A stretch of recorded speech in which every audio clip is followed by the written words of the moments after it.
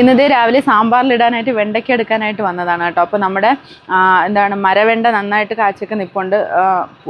കുറച്ചൊക്കെ വെണ്ടയ്ക്ക ഉണ്ട്. അപ്പോൾ അത് എടുക്കാനായിട്ട് പോവുകയാണേ.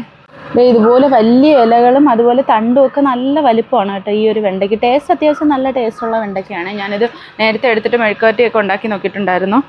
അത്യാവശ്യം നല്ല വെണ്ടയ്ക്കയാണ്. അതുപോലെ ഇതിൻ്റെ ഉള്ളിലും ഉണ്ട്, ഇവിടെയുണ്ട്. വലിയ പൂക്കളുമാണ് കേട്ടോ. ഇതുപോലുള്ള പൂക്കളുണ്ടാവും.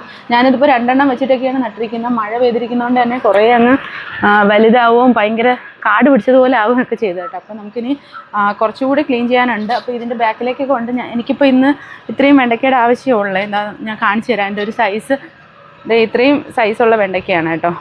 ഇങ്ങനെയാണ് വരുന്നത്. ഇതുപോലെ 2 വിത്തും കൂടി അതിൻ്റെ ഉള്ളിലുണ്ടായിരുന്നു. ഇനിയിപ്പോൾ ഇത് നിർത്തിക്കഴിഞ്ഞാൽ മഴയാകുമ്പോൾ അത് നശിച്ചു പോകും. അത് കാരണം ഞാനിപ്പോൾ എടുത്തിട്ടുണ്ട്. ഇനി നമുക്കത് ഉണക്കിയെടുക്കാം. അത് ഞാൻ ഇവിടെ വെച്ചിട്ട് ഇനിയും വെണ്ടയ്ക്ക ഉണ്ട് കേട്ടോ. വലിയ പൂക്കളാണ്.